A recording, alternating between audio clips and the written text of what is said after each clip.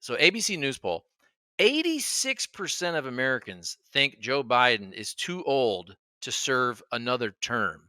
It's pretty crazy. 86%. I mean, that is not a small number.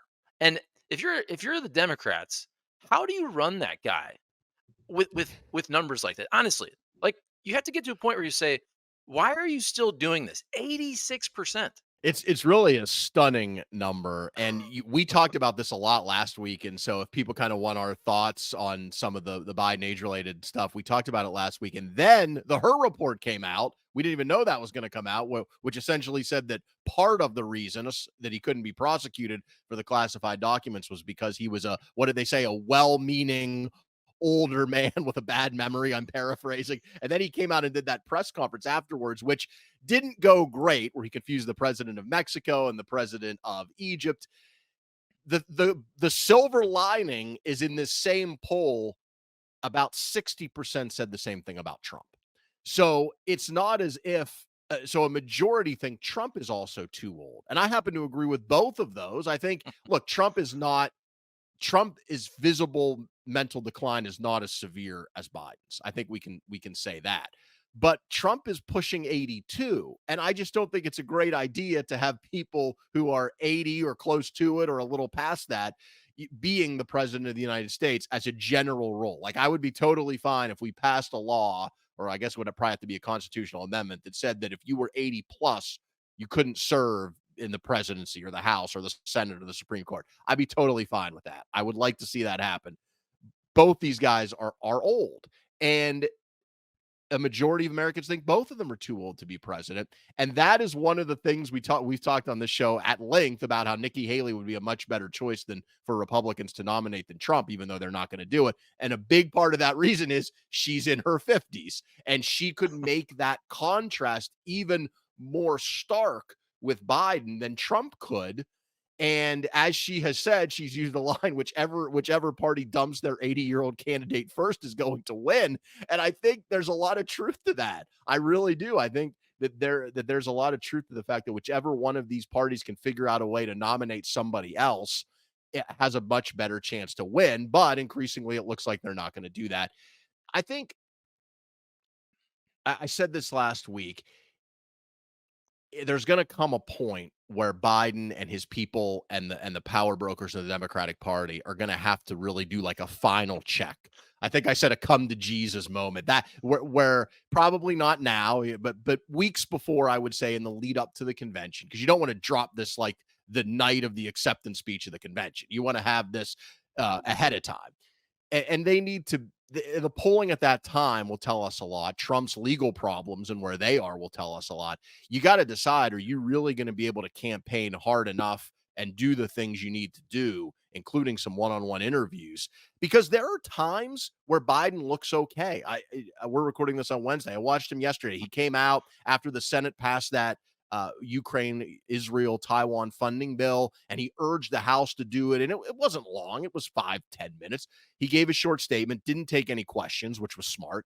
And I thought he made a pretty compelling case. But then you see him out there like when he came out after the Her report last week, and at the beginning, he did okay.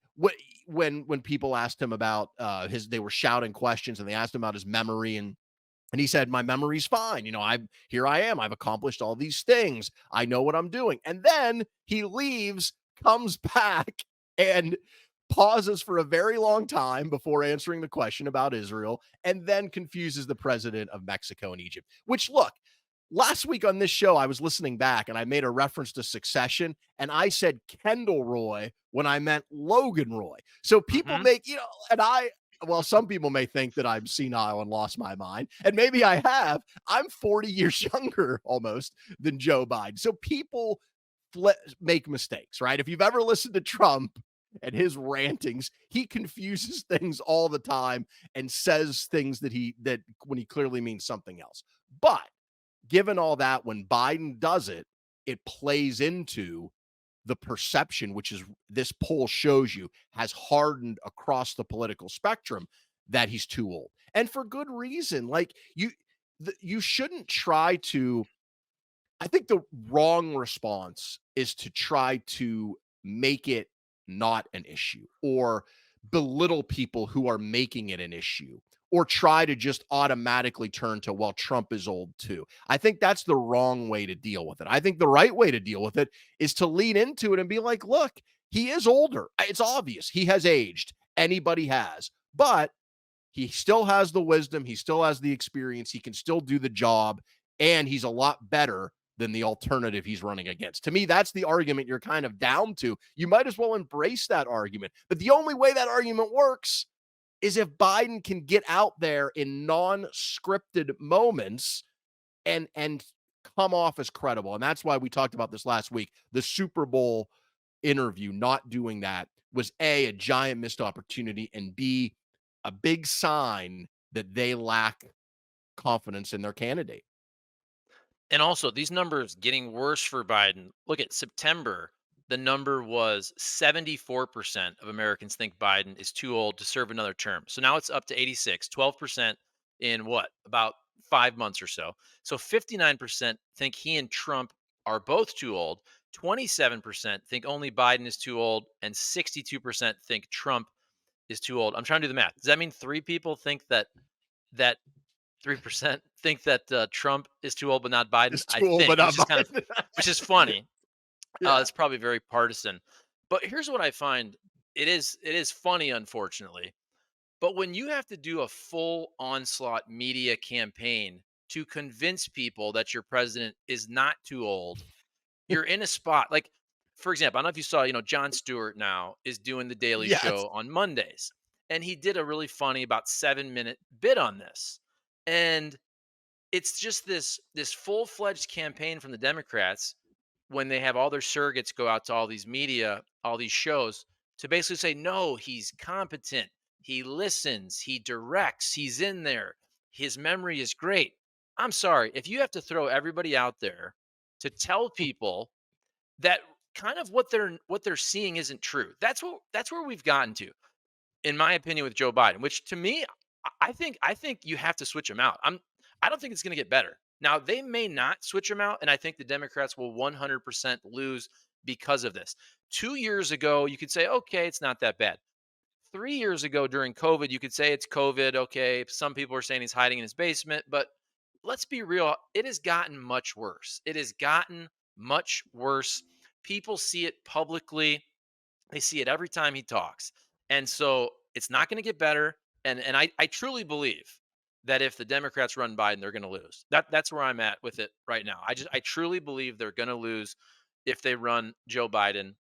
And I, I don't know. I think they're getting to a point where it's punching them in the face, because when somebody like Jon Stewart, who clearly is on your side, is also sometimes it takes people from your own team to tell you, right? Because you might go, "Oh, this is partisan politics. This is Republicans. They don't like Joe Biden. They're always going to say he's too old." No, this is everybody. And by the way, I'm a Democrat. I'm saying this. All Democrats are saying this. Everybody's saying this. He's too old.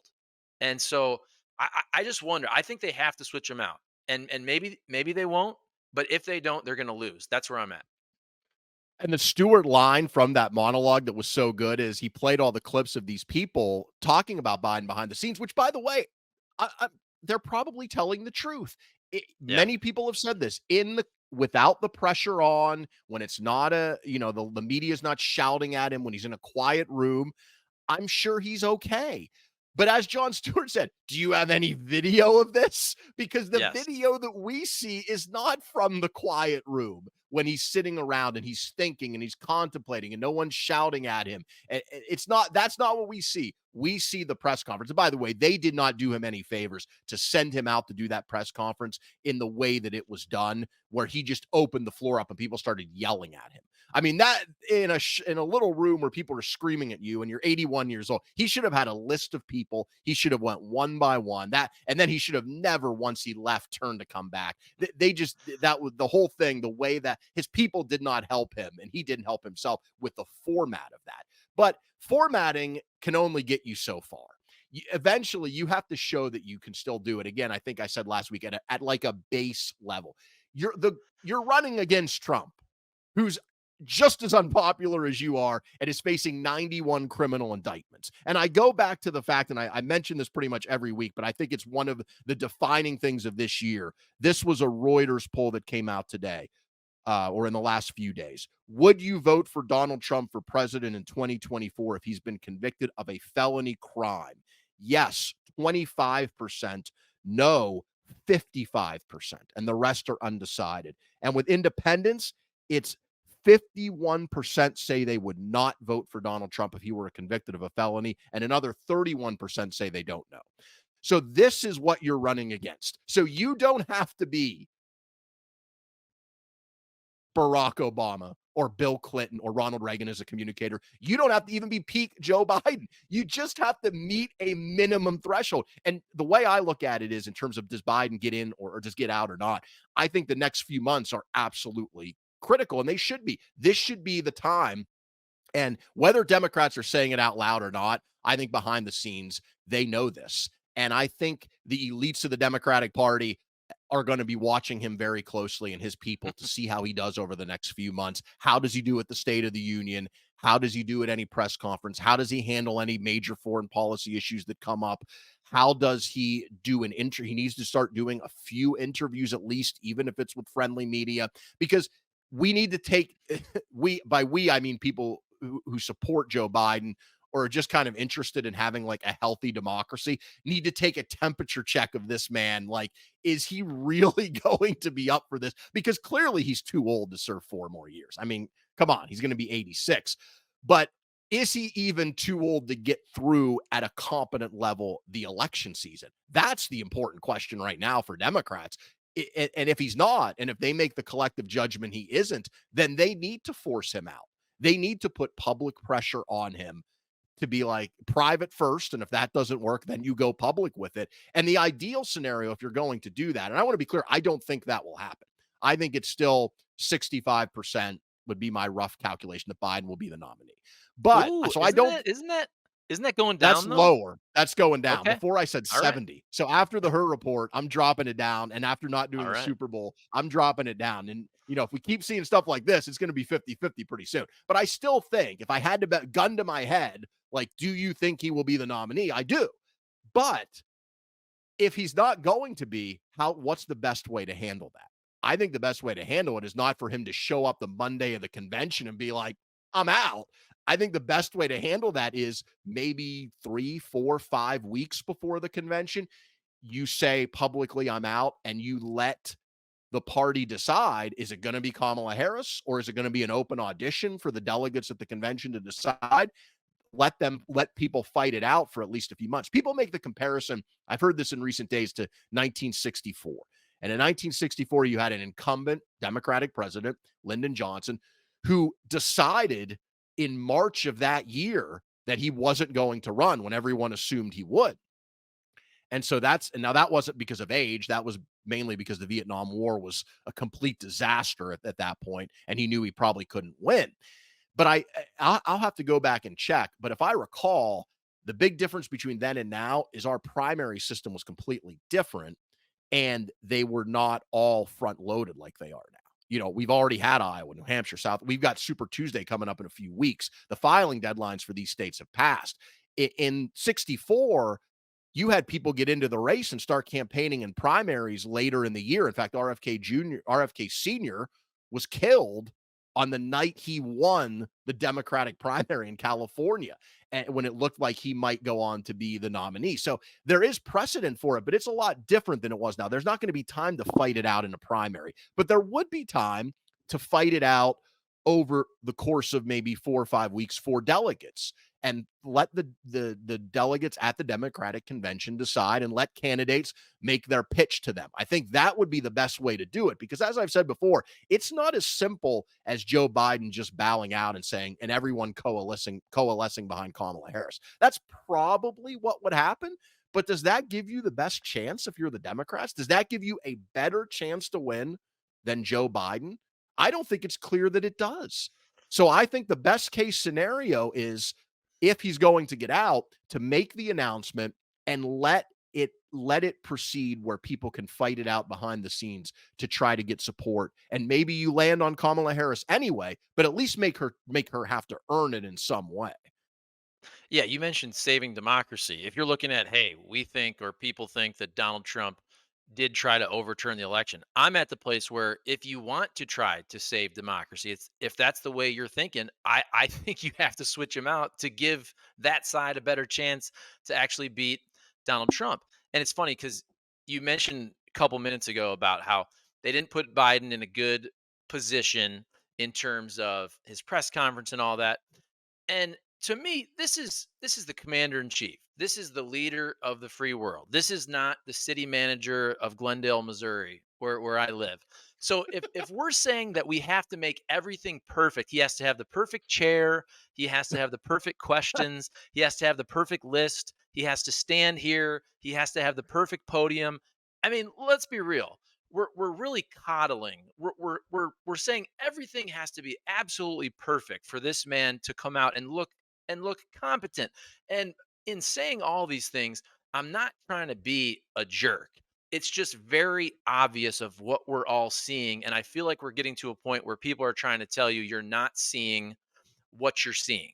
And that's why I think I wonder if Democrats thought, hey, we can get through this. Everybody's going to be on our side. And now that a lot of Democrats, like the other day, not just Jon Stewart, if you watched Bill Maher last week, Bob Costas, who's a liberal, I mean, and he came out, he's clearly not a Trump guy. He's anti-Trump, but he came out very forcefully. I don't know if you saw it, and was I like, did. Biden needs to step away. So again, I think as the pressure starts to mount, maybe from other politicians, other Democrats, thought leaders amongst liberals or Democrats, like we're starting to hear it. When you have Bob Costas Yep. and Jon Stewart, if it keeps getting louder, if everybody keeps saying this, I do think it's going to reach critical mass. I feel like it already Yeah. has personally. Yeah, see, I don't think it has yet because you haven't seen elected powerful Democrats do it yet. You've seen some commentators here or there. Dean Phillips is running. He's done it because he's a Democratic congressman from Minnesota because he's literally running against Biden in what's a futile attempt to win the nomination. But he's the only one I've seen that's elected that has said anything like that. Biden's just too old to do it. I think if you're Biden, and you want to do this, which clearly he does, and you think you're the right man for the job, which I think clearly he does, you need to take control because you're right. Look, your people in any White House, any campaign have a lot of power. They run the day-to-day operations. The Bill Clinton, the thing about him, he used to say was it was a big fight for him to get control of himself because people were trying to control him. They wanted to do things that maybe he didn't want to do. And so he was kind of fighting with his own people. That's the natural tension of any White House, any campaign. But Biden, as the man in charge, I think he has to be like, look, I've got to get out there and do a few interviews. Again, even if it's with friendly media to start, do a few interviews because I think you're right. And that's goes back to what I said a few minutes ago. Everybody's watching right now. And in particular, these elites in the Democratic Party that I'm talking about are watching. And they know it's a huge gamble to dump your incumbent president in an election year with what are we, less than 9 months to go. I mean, that is again, you have to go back to 1964 when you had a incredibly unpopular war to find an example of that. That is a unique thing and it's risky as hell because you're not guaranteed to get someone better. That's the point. Kamala Harris, Gavin Newsom's got a lot of baggage. You're not guaranteed to get someone better. So in order to make that move, you got to be damn sure. And I think there's going to be a lot of people watching Biden extremely closely over the next few months. And you made a good point about the polling. We have become so partisan that a lot of polling is it's just baked into your partisan view of the world. Who do you think would be better on this issue, Biden or Trump? If I love Biden, if I hate Trump, it's Biden. If I hate Biden, it's Trump, right? What I look for with polling is do things move? Do answers change? And you're absolutely right. This has changed. Do you think Biden is too old to be effective? The numbers have gotten worse. And that is because people are watching. He wasn't like this a few years ago. He wasn't. He was much better. Now, he was still an old man. He wasn't 50. He still moves slow. But what has happened is in the last, I don't know, 12 months, 6 months, to me, and I don't think I'm the only one, the deterioration has looked more rapid. And that's what happens when you get close to or over 80. And Donald Trump, the numbers have gone up for him too, in terms of, do you think he's, and my guess is, if Donald Trump wins, it's going to continue. He's not going to have to run for reelection if he wins. But as he ages, the numbers are going to get worse for him too, because both of these men are at that age where the decline happens quickly. Yeah, I'm interested in your take on this because you hear a lot of media folks who say that because Biden is feeble or comes across feeble, that it shows weakness to the rest of the world. And I don't know if I agree with that, but I'll go back to, for example, John Fetterman. When Fetterman was having his issues, now this is also coming off a stroke, and he had that debate that was just awful, and clearly he was also sick because he's recovered. And it's funny because now Republicans love him because he's pretty Right. centrist, right, on the border and Israel and things like that. So it's kind of funny. Israel. But I was trying to be fair about it. I'm thinking, okay, so this is during the election a couple years ago. I'm thinking, a senator, your real job is to vote, right? Is to hopefully be part of 50 plus so that you can pass legislation. To me, that's the number one job of a senator. I do think, and so the reason I bring this up is I do think the leader of the free world, the figurehead, the commander in chief, I do think there's more of a public persona. So for me, look, the Fetterman stuff was bad. He also, look, he is younger. He did have a stroke. I kind of gave him a pass, but his job is to get enough, if you're a Democrat, you want to get enough votes to pass legislation in the Senate. I do think with the president of the United States, the figurehead, the spokesperson for democracy, I do think that matters. It does. Now, I don't think all of a sudden that Hamas necessarily or Vladimir Putin, I don't think they see Joe Biden fall off his bike and all of a sudden, hey, we got to invade this country. But I do think there's something to that. What do you think? You're right. It is different. And with Fetterman, that was a health issue. That was a stroke, and then apparently pretty bad clinical depression, to the point where he checked himself into Walter Reed Hospital, just disappeared for a few months. So he had Hmm. health issues. I think, and I think we have to separate health issues from age related decline, right? Because they are not the same thing. People who are younger can recover pretty well from health issues, as we've seen with Fetterman. And I thought it was awful too how people would make fun of the way he talked, and it just made me cringe. I'm like, this guy, you may not like him politically. He's going through a lot. And I'm really glad, because I do like Fetterman. You know me, I like for people who buck their party. I like people who are kind of somewhat centrist in the middle. So now Fetterman, I'm like, look, this guy is pretty good, right? And he's not, he's not stupid. And he was going through a lot of things in his life. That's different than just age related decline, which is why I go back to, in a perfect world, we should have a maximum age. And I would put it in for, certainly for the president, but also I would do it for the Supreme Court. You saw Ruth Bader Ginsburg died while she was on the court. I'd do it for the Senate. Dianne Feinstein just died a year ago. Like, I would put it at 80, and I would say you cannot serve when you're past 80. I don't think our founding fathers, I think the reason they put age minimums in the Constitution for the House, Senate, White House, and not maximums is because they never imagined that, first of all, people of that age, era, didn't even live for the most part to be over 80, but they viewed government as a thing that you would work in for a little while, and then you'd go back to your farm or your business. They didn't view, I don't think they'd ever imagine that you'd have a Joe Biden who would be in government for 50 years and still be president when he was 80. So I think that's why they didn't do age limits, because it was a different era. Times have changed. We should have age limits. You should not be the president of the United States when you're 80 years old, for the reasons that you've mentioned and others. But what about what I said though about being a figurehead? Because here's where I agree. You said this today and you said it in previous shows, and I agree with you. I actually do believe that behind the scenes, Joe Biden is much better. I believe he is probably competent in a Mhm. meeting and he's got good people around him. And again, when you're 81 and you already stutter, whatever, and you don't look great, I think behind the scenes, Joe Biden is actually much better. I truly believe that. Now, Mhm. people might see me saying this and say, "You're crazy, Charlie," but I believe he is competent behind the scenes. But it's that public showing that I think it really does matter, and he's really bad at that. Yeah, you're right, and that's some of that is just a physical appearance, and I agree with you. It doesn't bode well, and look, the Trump people have made the argument, and they make the argument that when Donald Trump was president, Vladimir Putin didn't invade Ukraine. Now, to be fair, Russia was fighting in Ukraine. That we Ukraine was fighting Russian-backed separatists in Ukraine while Donald Trump was president, but the Russian army en masse had not yet invaded Ukraine. Gaza, Hamas did not do what they did, obviously, on October 7th while Donald Trump was president. Now, we don't know what would have happened if Donald Trump was president. I mean, the idea that just because he has this bluster means he would always avoid conflict.